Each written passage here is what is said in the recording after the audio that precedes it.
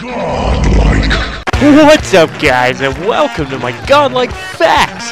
In this video, I'm going to share with you guys some facts about my gaming career and some decently significant things that happened to me over the course of my life that are gaming related. So with that being said, let's begin. This next one, some of you may already know a little bit about since I've mentioned it briefly in some of my other videos, but I used to have a previous PSN account that used to be my main account, but I abandoned it after I made Gawdlikematt because I grew to hate the name I chose to represent myself. See, back in high school, I used to be much more of an anime fanatic, and I was all into Naruto and all the lame-ass, faggy mainstream animes, along with Bleach and all that garbage. And I decided to retortedly take it upon myself to name my PSN Shikamaru Nara 9. Now, as the years went by and my hatred for Naruto started building up, I began to regret this decision more and more, until finally I broke down, came to my senses, and I decided to call myself Gawdlikematt, thus giving birth to my new YouTube channel as well. Best decision I ever made, hands down, in life. Just kidding. So anyways, yeah, I used to be a Narutard of sorts, but thank God that's over. Sadly, over the years, I was at war with myself. I actually wanted to switch my PSN for a long time before I actually went and made a new account. And the reason for that was trophies. I had an awesome trophy list, and I guess you could say I was praying Sony would someday allow users to allow us to name change, but alas, that day never came. So after building up a massive level 14 trophy list, I decided, fuck it, I hate this fucking name, and if one more person sends me one more goddamn fucking message saying, "Oh, you like Naruto too? You should add me," I'm gonna lose my shit. And thus, Gawdlikematt was born. I rebirthed like a motherfucking phoenix from the shitty ashes. Still, to this day, it depresses the shit out of me that there's a bunch of platinum trophies I had on that account that I will never get again on my new account. Seriously, that makes me so sad. Given I'm just such a trophy enthusiast, I constantly feel like my current list is, like, I'm so proud of it, but it could be even better if they just allowed a goddamn name change. Sucks. That's the one thing Xbox got over Sony, I'll admit it. I envy you guys. Anyways, so that's that one. ReFor is my most beaten video game ever. I've beaten this game more than any other game I've ever played in my life. A big reason for that is because it's one of my top favorite games ever, and I've played this game every single chance I've ever gotten to it. I always find myself going back through it one more time, and I honestly think I will always continue to do so. This game has seen so many goddamn ports, it's not even funny. It first appeared on the Nintendo GameCube on its initial release, and then was ported to PS2 shortly after, and then it eventually seen a re-release on the Wii, and then an HD remaster on PS3. It had even more ports than that, but I only named the ones that I knew about and that I owned. Every time this game's seen a port or a re-release, I bought every version I could. I've owned this game on all 4 of those consoles, and I've played through it, beaten each of them as many times as possible until I unlocked everything in the game and beat it on every difficulty for each title. I remember I also had enjoyment from seeing if there were any noticeable changes on each version, because I knew the game so fucking well that if they changed as much as an item placement, and if an item was in a different place, I would notice. I've honestly beaten this game so many times I've lost track. And I've never played any video game more than this one.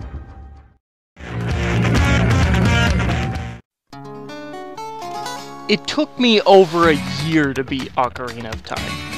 I honestly don't even know how much of my childhood exactly that this game took up, but I spent a great deal of time playing it. It was one of my favorite games back when I was a kid, but it was also one of the hardest games I had ever played at the time. Back in the old days of gaming, the most hardcore games would have this tendency of not telling you what the fuck you're supposed to do, and I fucking loved it. I got this sick twisted pleasure from racking my brain for hours trying to figure out what the hell I was supposed to do to advance the game, and it made it all the more thrilling and utterly satisfying when I'd finally figure it out. See, back in the 90s, kids like me didn't have the internet or anything to help them figure shit out whenever they got stuck. So if you couldn't beat a game, that was it. You were fucked. I would literally play this game for a month, get stuck, keep running around aimlessly trying to figure out what I was missing, and then give up and try again in a few weeks. This will keep happening all throughout the game because the game never lets up. I remember one of the areas I spent the most time in was the water temple, which will forever be my most hated part of the game, and one of my hated temples in all of Zelda. Anyways, I eventually beat it, but it was a very long journey. Still, when I finally did beat it, it was one of the most memorable times I ever beat a game in my life. My first real crush ever with a girl was actually a video game character. Now, cut me some slack, I was a young little boy that didn't even understand what those feelings were at the time, and I spent a great deal of my time playing video games. Seriously, my parents never stopped bitching at me about it. Anyways, my first crush ever was with Kylie from Kingdom Hearts. Kingdom Hearts was another one of my childhood favorite games, and there was a phase in my life where it was probably my favorite game ever because I was obsessed with that at the time and I played it all the time. Now, Square Enix, or rather Squaresoft from back in my day, always had really kick-ass graphics for their games. And even to this day, I consider the Final Fantasy / Kingdom Hearts character models to be some of the most gorgeous graphics in all of gaming. And that just made Kylie all the more appealing at the time. Now again, I was way too young to even understand what those emotions were or why exactly I had them, so a crush was all it really was. I just really liked her, and that was it. I thought she was cute. And I mean, just look at her. She's pretty freaking adorable, am I wrong? Anyways, that's a pretty random fact, but a fact nonetheless.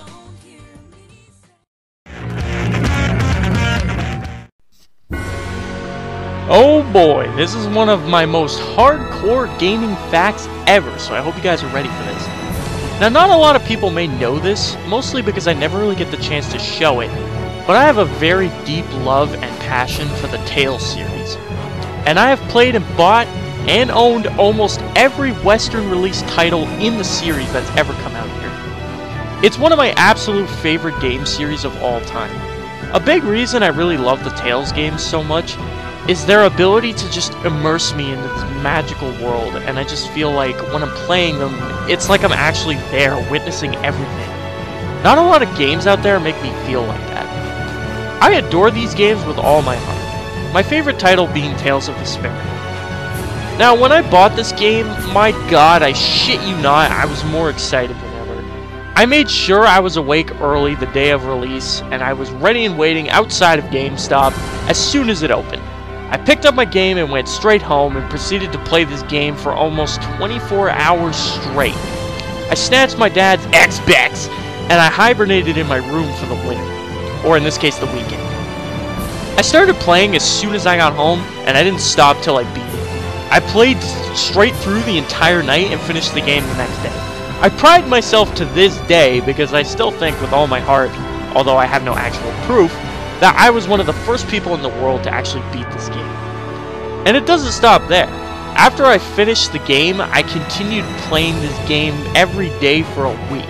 And I played it so fucking much until one day I red ringed the shit out of my copy and destroyed the disc, making it completely and absolutely unplayable. The disc couldn't even be read, and when I took the disc out, there was a thick ring around the innermost section of the disc. My game was totaled, and I was really upset. Although I remember, as upset as I was, I actually stepped back into reality for a second and realized, holy shit, I must love this game a lot. And it was actually pretty funny. That and Vesperia actually happened to be one of the few games that I ever bought a warranty for upon purchase. So I brought my destroyed piece of shit back to EB Games and got a free brand new copy. It was pretty sweet. But I also told myself, unless I want to destroy this game again, I gotta cut back from playing it too much. Another side fact about this game that's kind of related is when it got re-released on PS3 in Japan only, and it was an upgraded and better version with more playable characters, side quests, and all I could think was that I was so annoyed that we never got it in the West that I ordered a Japanese copy online, and since the PS3 isn't region locked, my console could run it. And since I played and beaten the game so many times by this point, I knew the game like the back of my hand, And even though it was Japanese, I couldn't understand anything. I still know how to perfectly beat the game to this day, and I don't even need a walkthrough. It goes without saying, I love this game a lot.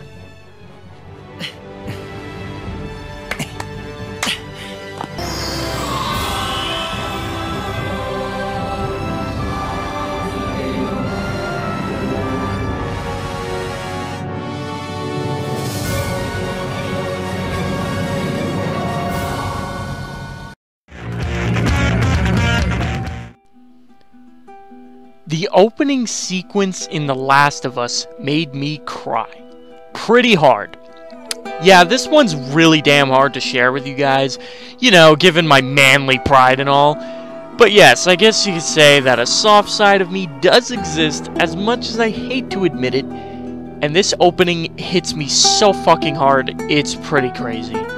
I remember the day of release when I got home after picking up my copy of The Last of Us. I sat down and played that incredible fucking opening sequence, got to the opening credits, and started fucking breaking down into tears.